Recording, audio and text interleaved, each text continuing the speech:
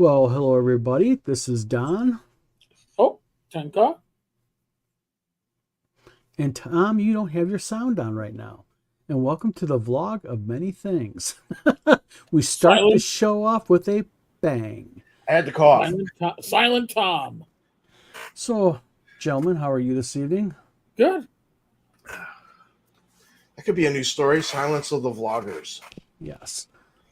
I guess tonight we're going to be talking about intellectual property, use of it, but with kind of a different twist. I guess there's some news that came out, Eric discovered regarding the Secrets of Blackmore, I believe. Oh, it's the God, it's some Dave Arneson's Blackmore, but Yeah. it's using that, but it's a project that was, I don't know, 15 years old. There's a lot of weirdness to this whole Yeah. thing. So yeah, we'll get into it. Yep. We're also going to be talking about tonight about the legalities of, can you use somebody else's trademark in a product like a game module, but if you're giving the module away or you're not selling it. We're going to talk about the kind of finesses of that, and who knows what else that we're going to get into. We're probably gonna get into some kind of trouble. Absolutely. Fugly, hello, how are you? Hey, Foogly. Hey,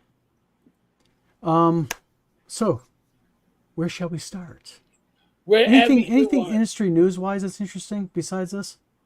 I guess the I don't want to say the resurrection of, but I got the resurrection of Zach Smith. Zach is going to be is actually the writer of the adventure that's included in the Lamentations of the Flame Princess catalog being given out at Gen Con. Zach Smith has an adventure in it. So I do recommend folks go to the Lamentations of the Flame Princess YouTube channel. Listen to James.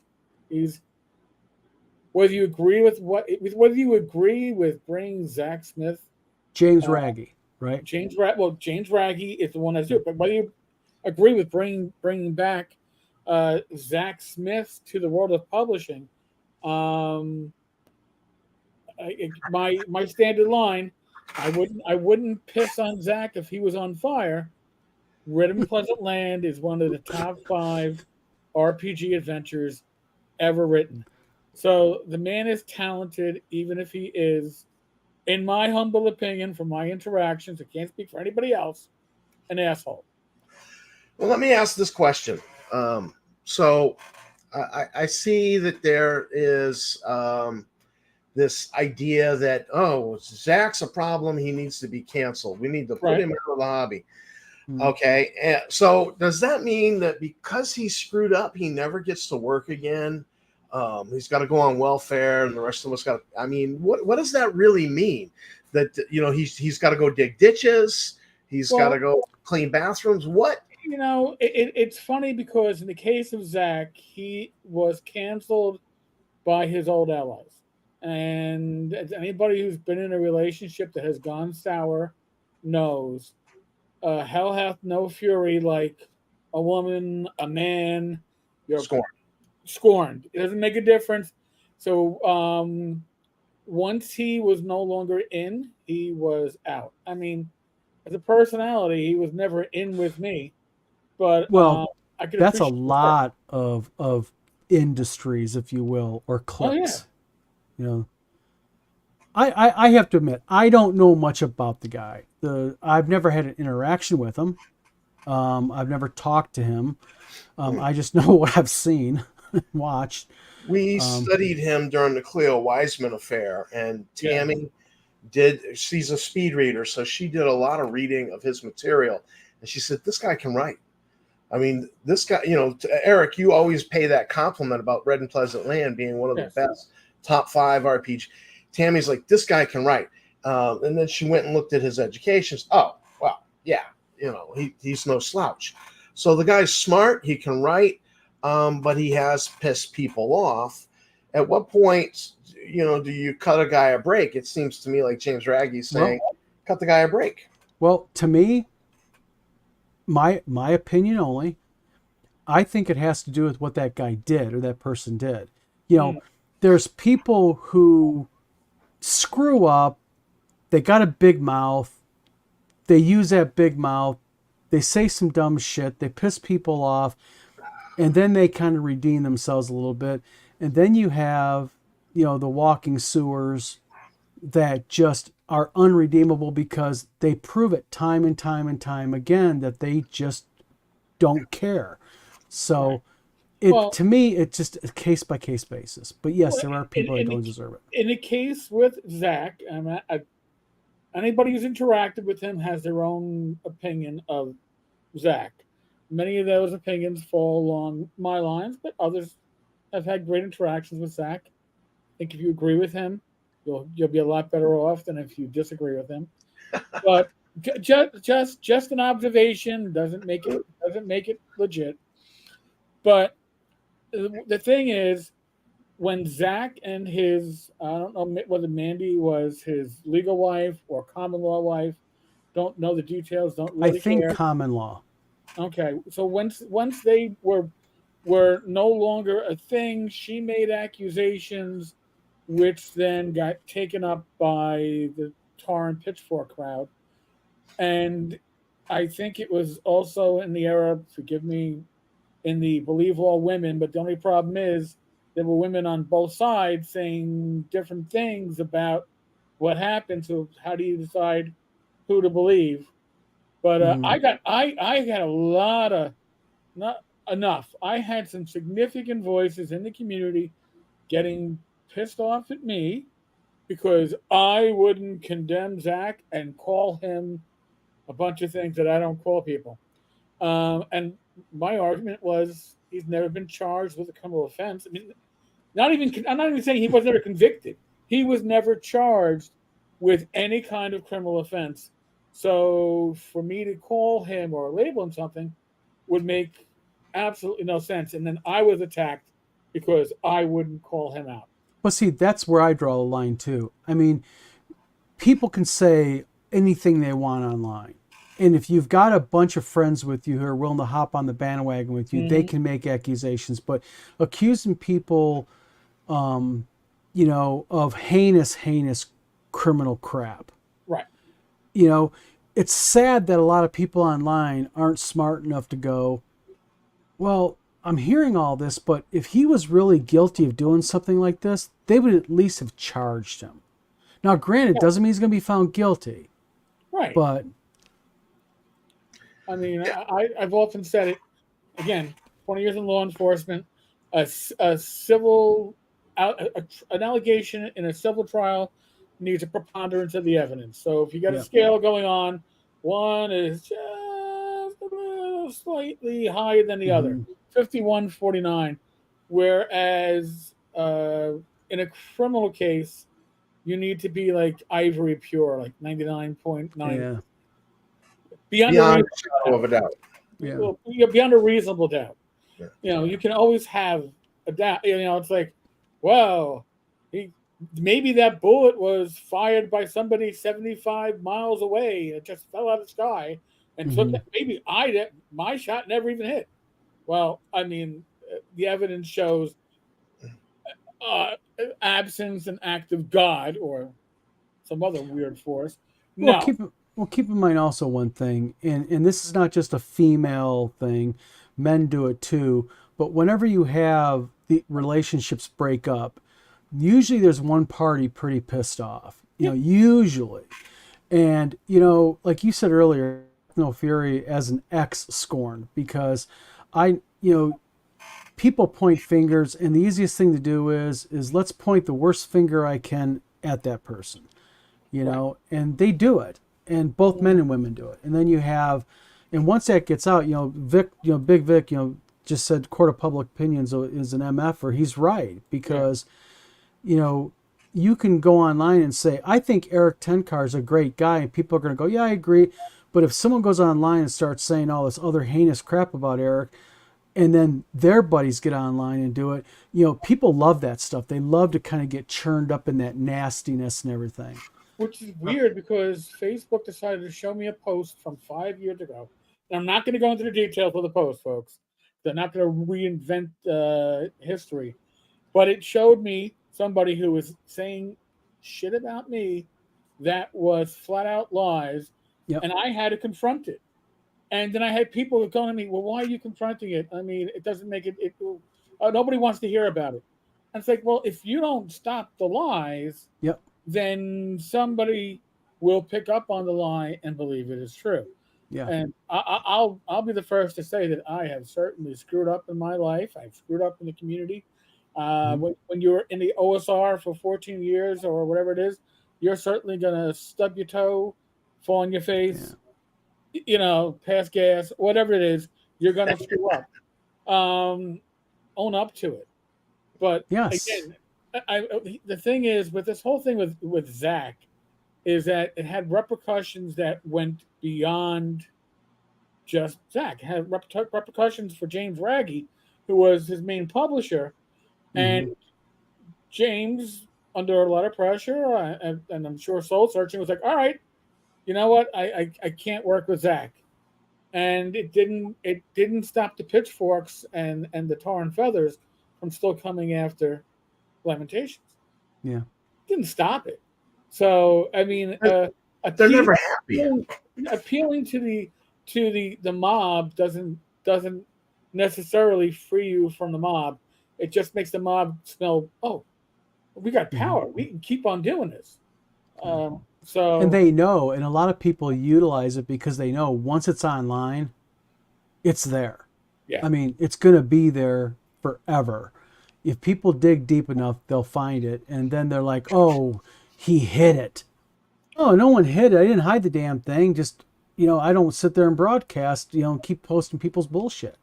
Well, I think if you go back to the metaphor of the lynch mob in the Wild West, so the lynch mob comes, they want to hang a guy because they don't like him. He's no good. He's pissed everybody in the town off.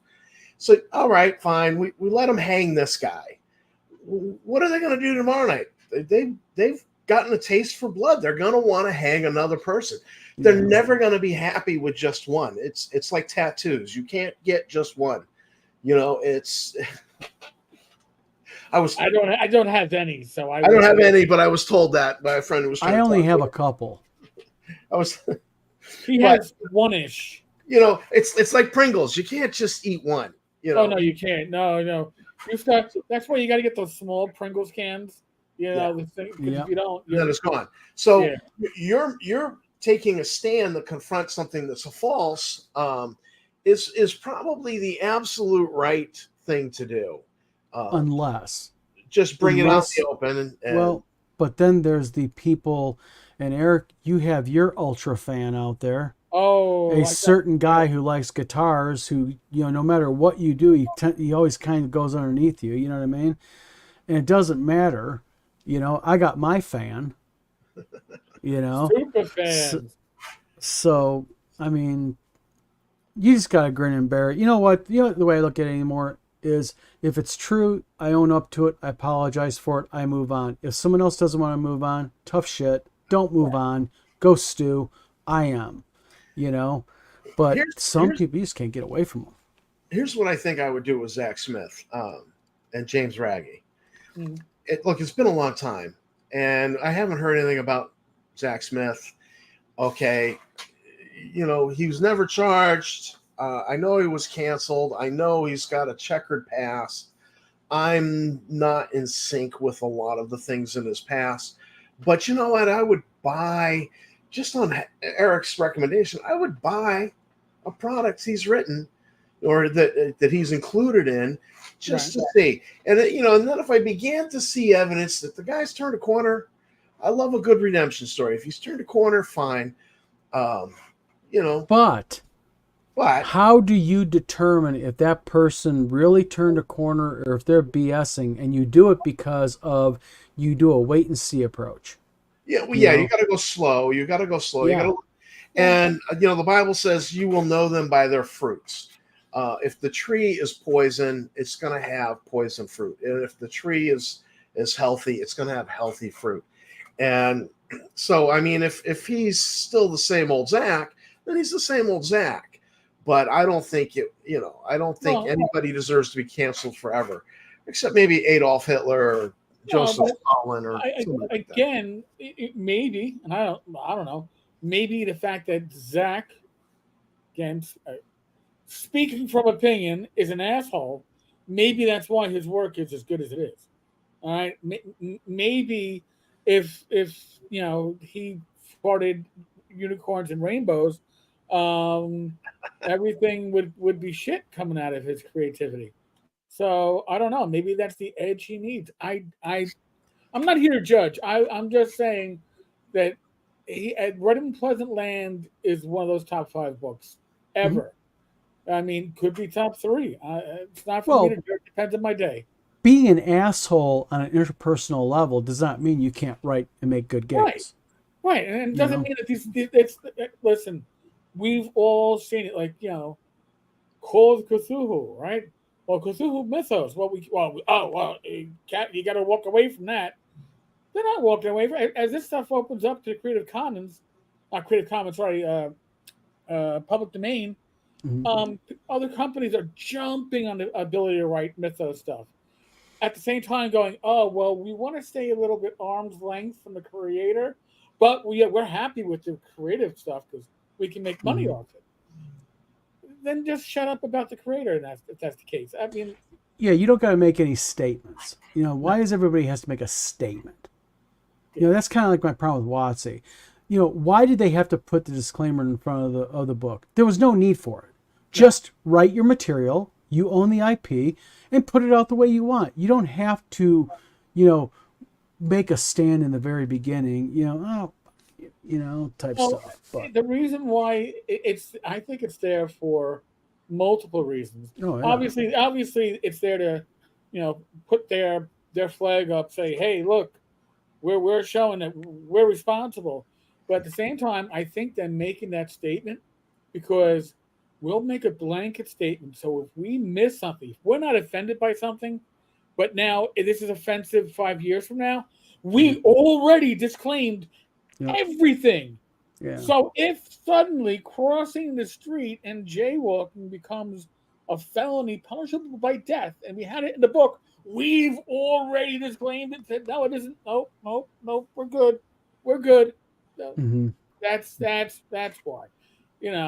It's it's actually in the update of something similar in the update of Playing at the World. I've had numerous people who pre-ordered the book sending me screenshots today, at least 3, maybe 4 at this point, who there's a paragraph where John plants his flag, and honestly, nobody will ever self-identify as a misogynist or a totalitarian or nobody sees themselves as that.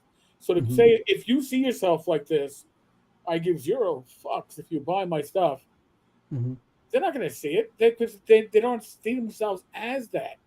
It's just for you to beat your chest and feel good. And I think John's a great historian, a great writer. I don't know why that had to be put in the book. Again, Yeah. Life moves on. It's how people are, and he's back, and I hope that he puts out decent games and becomes a better human being. I mean, I'll take 1 out of 2. All right, I'm not really concerned about the second. It's I'm not looking to break bread, share a few beers. No. Joe the lawyer, who has actually years ago got a chance to hang out with Zach, was like, "Oh man, I should get you guys together when he's in New York." I went, "Joe, no, no. There's no. You're not gonna. We're not gonna break bread, and that's okay. Don't need to. Yeah.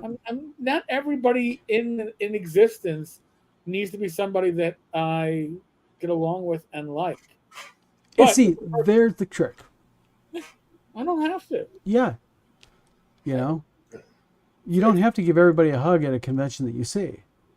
Well, maybe, as long as they're clean and not stinking, you're probably going to get a hug from me if you want it. That's okay. Oh, But so when Zach comes to a convention, you're going to give him a hug? he wouldn't want a hug. He wouldn't want a hug. But You I want to will say inspect the this. hands for daggers before you Mhm. give the hug. No. But if he first off, if we were at the same convention and he went, brother, I'd be like, all right, what the? Somebody needs to take this picture and actually look. It really happened. Yep. Look. And we I'd would be sell it impressed. at Wizard Tower Games on big 36-inch posters because I'd probably make some bucks off of that. Oh, my Eric God. and Zach hugged. I listen. I thought this past Sunday's live stream would have broken the internet, but the OSR would have been like, I always knew it was the three of them were all together. But I had a great time on inappropriate characters. I was surprised. Yeah, And don't take this wrong. I want to clarify my comment. Is, the reason why I was surprised is because, Venger Satanis, who is a really talented game designer, I thought, he would be a little bit more fringe. He was actually kind of held back a little bit, he held himself back a little bit. Back in 2016, Wenger and I had breakfast together at GaryCon. Wow. Just the two of us. It was the meeting of worlds. I actually, before that, prior to that, Wenger and I had certainly butted heads, and it was bad. Mike was like, we bumped into each other in a hallway or a stairwell, and Mike's like, "Hey, why don't you guys go to breakfast and I'll go babysit Bill Webb or something like that." And I was like, so I happen to like V. Is he somebody I would necessarily introduce to my parents? Maybe, with a lot Mom, of- this is the Venger Satanis, the Dark Lord of gaming.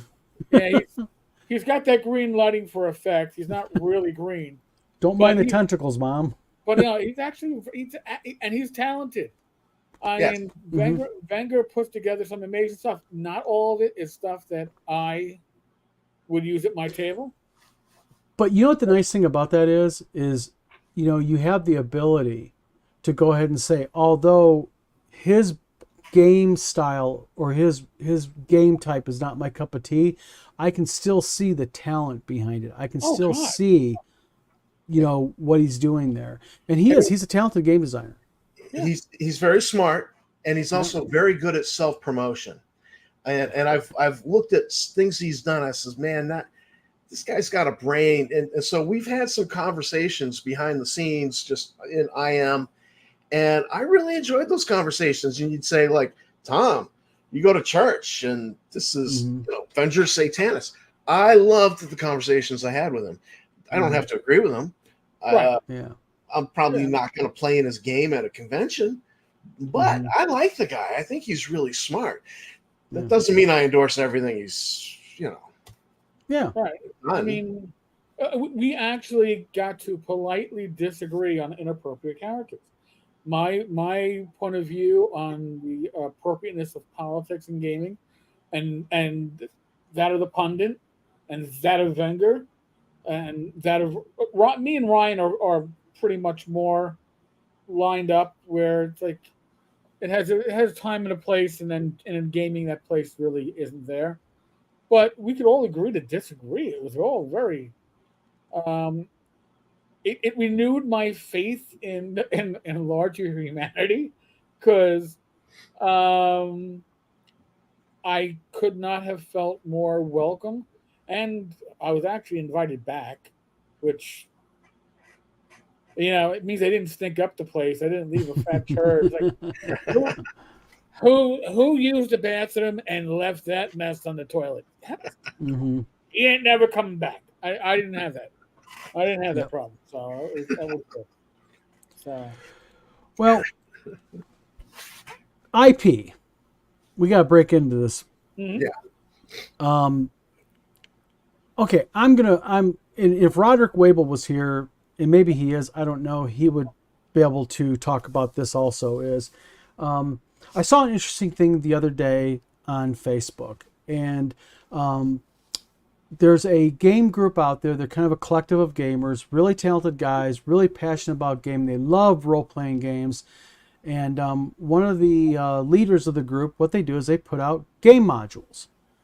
And I've seen them put out game modules before. And what Right. they do is they tend to put out IP protected stuff that you that and the IP protective stuff, and I'm going to say one of the IPs is one that you never really want to mess with, and that's Kiss, the rock band Kiss, because Gene Simmons and Ace Frehley, they are known to really be highly protective of their stuff.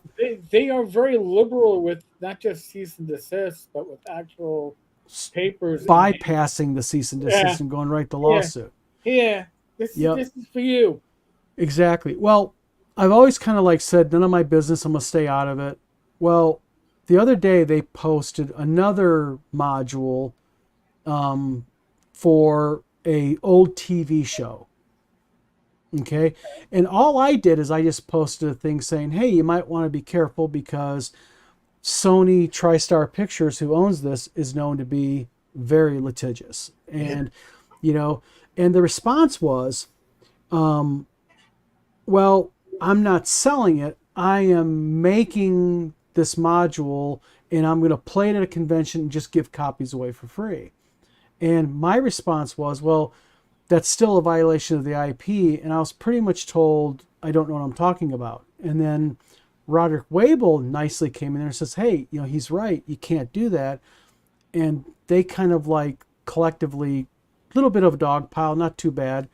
And I kind of walked away from it. And that's why I kind of wanted to really get into Mark Hunt, very litigious. You're right, correct. And I wanted to get into this because there's a lot of misconceptions about intellectual property, trademarks, and when you can use it, when you can't use it, and that type of stuff. You know, Well, and the argument. I thought part of intellectual property was that not just that somebody else can't sell it, it's that, you know, like this whole thing with Pooh being Pooh Bear and Tigger, not Tigger, Eeyore, Piglet, being mass murderers in a horror movie because it's public domain now. You know, so what if they're not making any money off the movie? Well, you know, and if it was still under, you know, it was no longer, if it was not in public domain, they would get sued because the owners of the property don't want you mucking it up. There's a reason why they waited till it was in the public domain, right? If they were on, you know, if now you can, there's the whole thing of parody, right? But parody is often in the eyes of the beholder, and that also means in the eyes of a court and a judge. So be careful before you wade into it. It's going to be pretty short. And you make a point there, Eric, because basically there's a thing called fair use doctrine. Right. Okay. And it's like, what, because under fair use doctrine, there's what can you use a trademark, someone else's trademark, and when can't you? And a thing like you can use trademarks, you can use them for things like news reports. You can do a review of a product. Like I reviewed a certain game company's Goblin Game and Orc game. I can do that. It's a critical review. You can do comparative advertising. So like as an example, I can say, if I own Pepsi, the Pepsi Coke Challenge, Pepsi was not in violation of Coke's trademarks. Right. And you can do parodies. And see, the parodies are things like where you mock it, like, you know, there was Monty Python does that quite a bit in their movies. They'll parody products, you know, or existing genres that are still under a trademark. Yep, Fugu's saying the same thing right now in the chat. Yeah, exactly. It is not satire. It actually must make a parody must actually make fun of the piece in question, and or the author owner. Yes, exactly. And also Fugly says satire is mocking, that is not protected. Well, yes, but the thing is, but what is not considered fair use? And see, that's the kicker. You know, like you can't use it for a product that you charge for, but also using a trademark as an example, like on an item. And if it benefits in any way your business, your agency, your club, that's called market confusion. And that's the thing about this whole thing with this trademark product on this game module. By using it like that, you're creating market confusion because because they also had on this a TSR Hobbies production.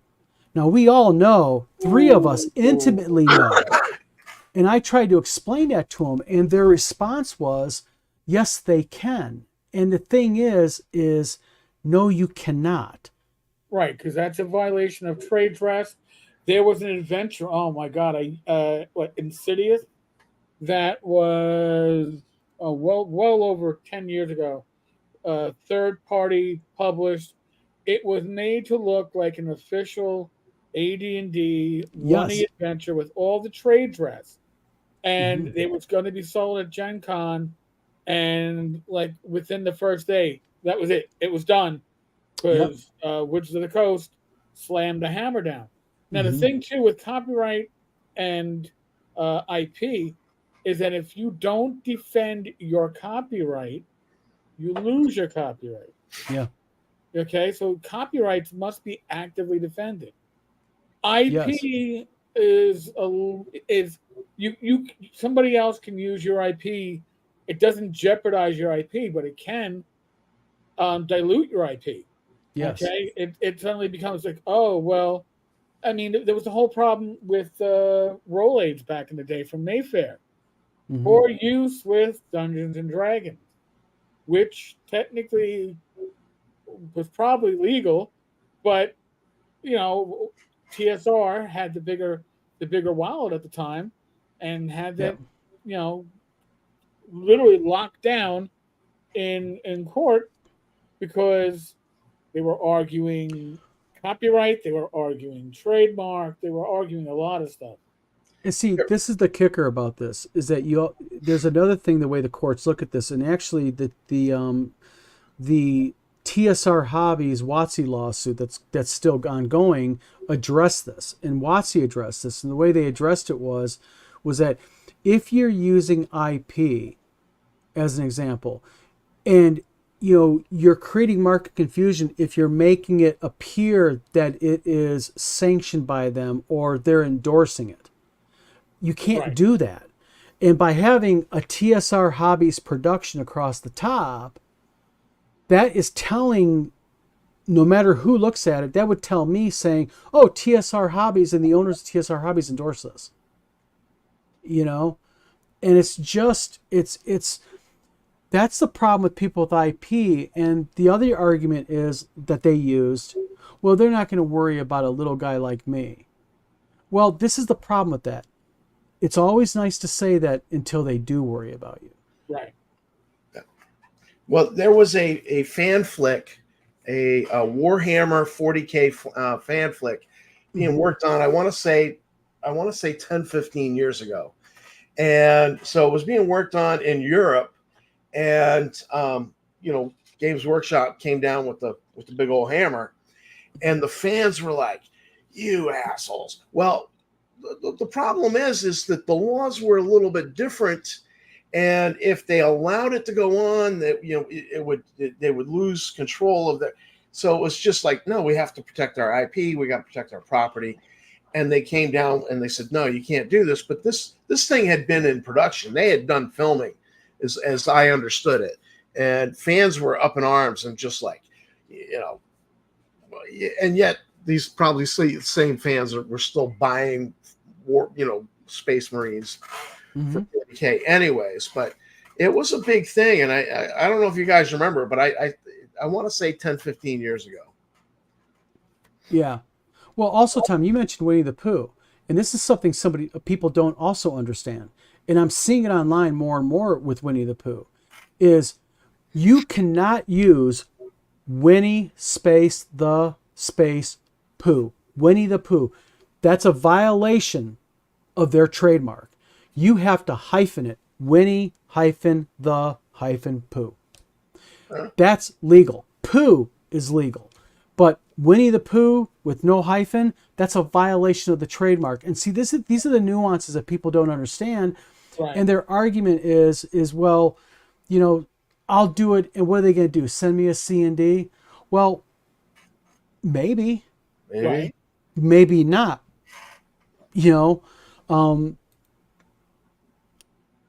Real quick, Phantom Harlock says Rolaids HTK hits to kill instead of hit points. Some eat products though. Well, this is the kicker. It's like the term DM and Dungeon Master. It's trademarked when you use it along with Dungeons and Dragons or in relation to what a GM or DM is. And you have to be very careful about that kind of stuff. But it's a wild west out there. You also had Lorraine Williams when she was at the helm of TSR Inc. That like this newfangled thing called the World Wide Web cropped up, and so you had kids who were like excited about their D&D campaign, so they do a web page about their D&D campaign, and they get a C&D from Wizards. And she actually sent her lawyers in the court and tried to claim that they own the word dungeon and the word dragon, and you could not use either word because they owned it. And and that course got thrown out of court. Well, it's like Facebook trying to trademark the like icon, and it's like no, because the thumbs up. You're going to trademark the thumbs up. The federal court said no, you're not, because we know what you're going to do that. And it's well. Real quick, I want to point out someone here. Mark Hunt. Mark, I believe you own Gangbusters, don't you? The trademark Gangbusters, correct? I believe you do.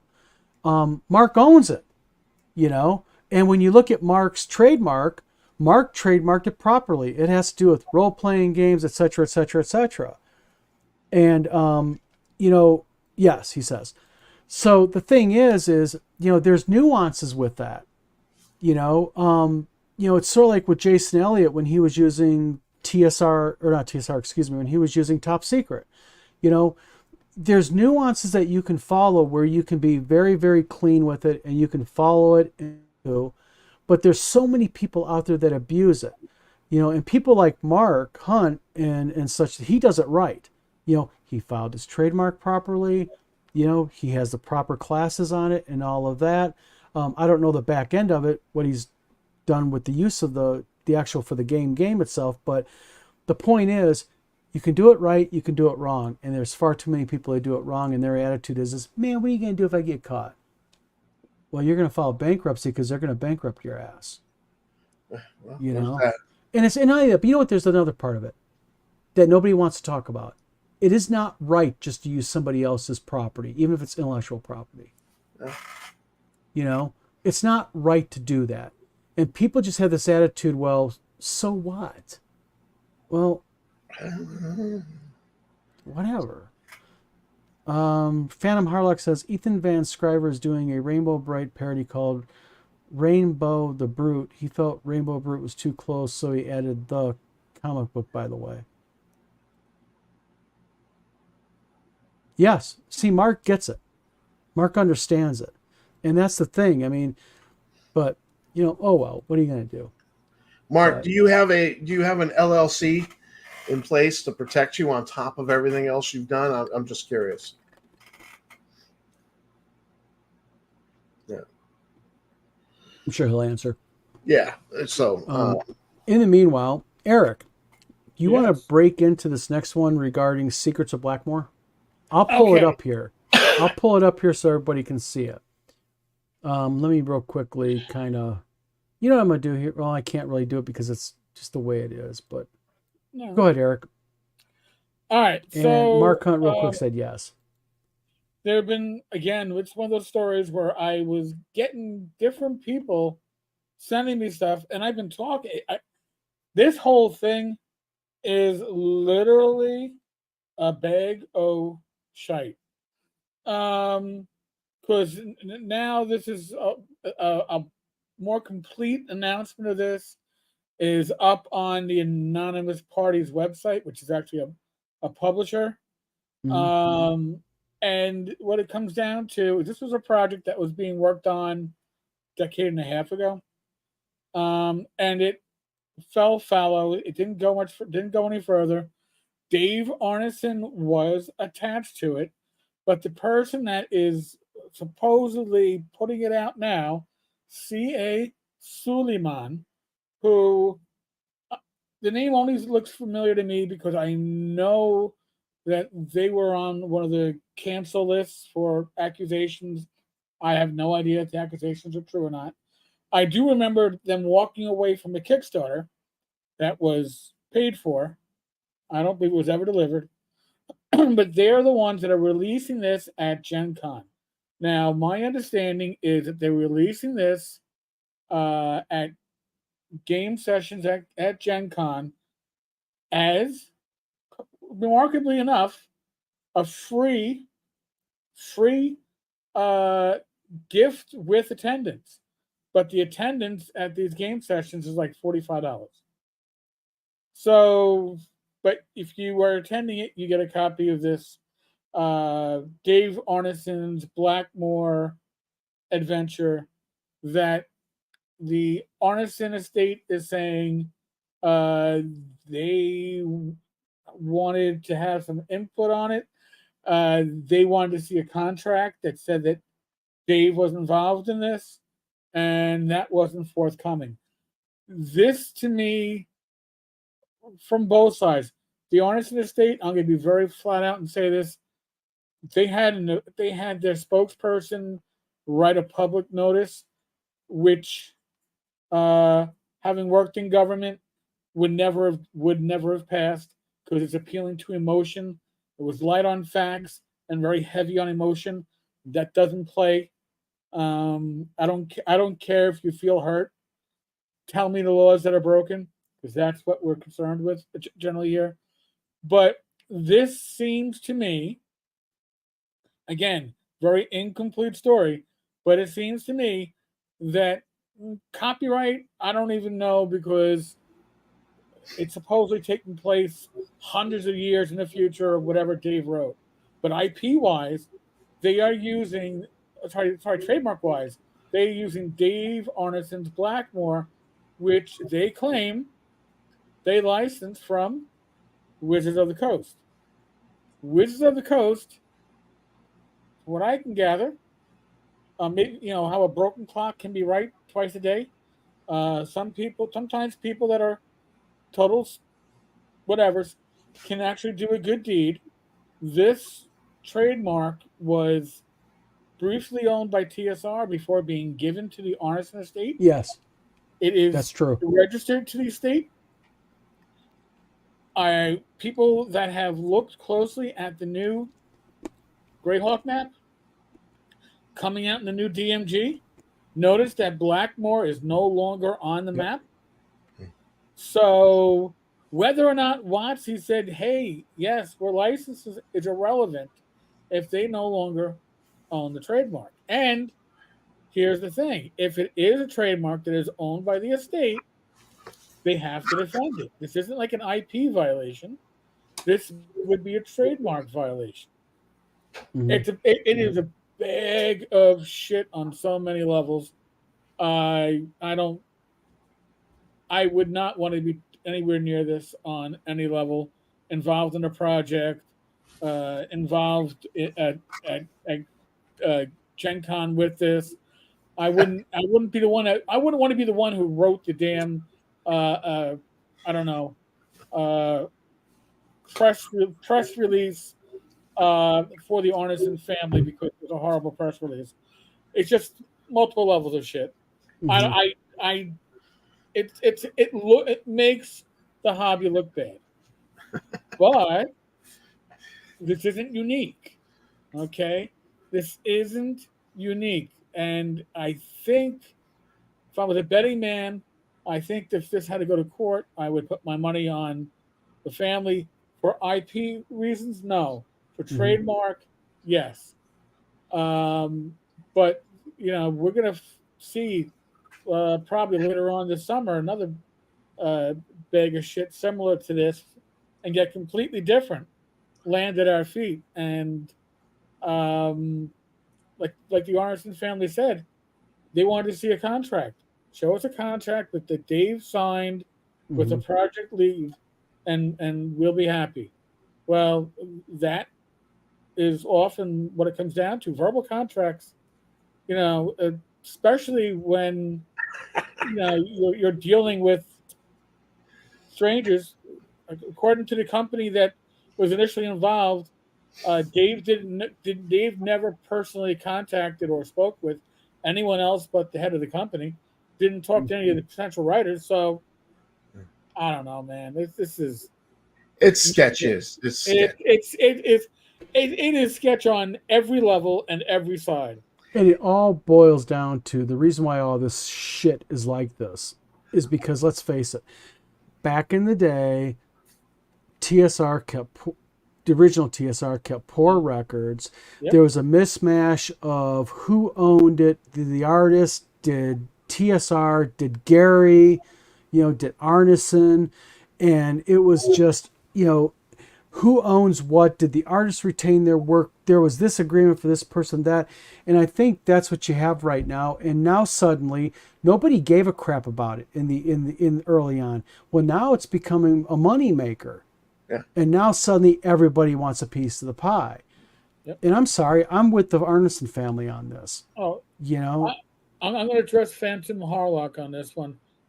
Sure, those reprints are that was TSR era stuff, but it doesn't. If you don't have the rights to the trademark, and I'm sure WotC, having published the original, has rights to publish that, you can't sub-license Dave Arneson's Blackmore to another party unless you have a contract that explicitly says that you can.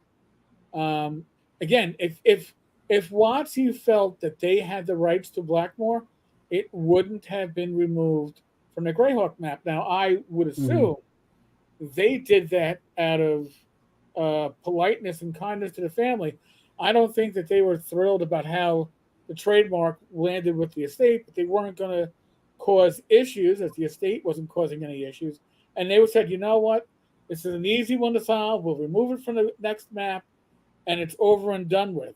So for a third party to now come out and literally put that trademark for the estate in jeopardy is foolhardy. Yeah. Honestly, it's foolhardy. But that's our hobby, right? Yeah. Foolhardiness is part and parcel. People, it's just in the last 3 years, how much has this hobby changed with attitudes and opinions and the way people act about it and do, and the legality, take that even out of it. You look at the legality of everything that's going on, the court cases, just the OGL, where everybody used to like religiously be, I want a part of that. Now it's like, oh, you know what? I'm gonna publish under copyright because you can't copyright rules. So I'm gonna publish under that. Which, by the way, as a total aside, with Rachel's recent physical therapy appointments and doctor's appointments, I've been reading through my Worlds Without Number PDF on my iPad from Crawford, and damn, it's good stuff. And it's got and it's no OGL in it. He's going to be, I believe, he's going to be releasing the core system to Creative Commons. I don't think he has yet, but there's a lot of stuff in there that's damn good. And it, you read it and you go, oh yeah, this is D&D. Yeah, it's D&D. He's great stuff. I love his Stars Without Number RPG. Oh yeah. But the thing is how many D&D RPGs, that are D&D like RPGs are out there. I mean, the whole thing is I'm not familiar with it, to be honest with you. But I mean, is it unique in any way? I mean, like how does he differentiate Stars Without Numbers to D&D? Well, Stars Without Numbers is basically if you took basic expert D&D and converted it to a sci-fi setting. And that's what it feels like to me. Gave it a skill system. So now Worlds Without Number, I don't know if Stars Without Number has it, but the talent system. So there's a lot of moving pieces. You can make your multi-class characters by generally like splicing together. There's only 3 character classes, Okay. essentially, but by your backgrounds and everything else, every character is unique, and you can splice together what is essentially spellcaster, expert, or warrior. An expert is Gotcha. anything from your thief to your woodsman to whatever. They're special. They're the ones that have bring all the skills to the table. Everybody has their own little niche. This And is Gotcha. exactly like Stars Without Number. You've got your military types, your Tex X, the guys who Yep. do technician kind of stuff, and then you had your psychics. So your space magic. So if it's warrior, technical guy, and magic user are the 3 classes. It's exactly like Stars Without Number. And Stars Without Number is an elegant system. And I know it's in 2nd edition. I've not looked at 2nd edition, but there were free rules still for are. Stars Without Number that Good. was everything you needed as a player. Yep. He just left out the Game Master stuff. And it's even the game master stuff. I mean, like in World Without Number, what's essentially removed from the free version is like leveling beyond level 10 is the main stuff that you're really losing out on. Other than that, it is a very complete, and his tag system, damn it. And he said it himself, like, he doesn't believe he owns any of this stuff, but he doesn't own the concept of the tag system, but he owns the individual tags. So, but I think that the tag system is awesome, and it's almost like I want to rewrite it for a setting, which I think would be a pretty good way to do it. But yeah, I love his work, and he gives back to the community, by the way, too. He's somebody.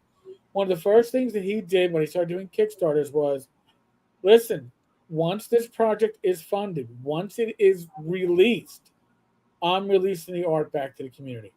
Mm-hmm. Not under Creative Commons, under public domain. So any art that you can just reuse it. And that is high quality color art. It is a gift to the community. He's done that on most of his projects. He always gives back something on this stuff, and it really is amazing. The quality of his stuff is so good. I downloaded the free material, said, oh my God, I need to know I'm not seeing.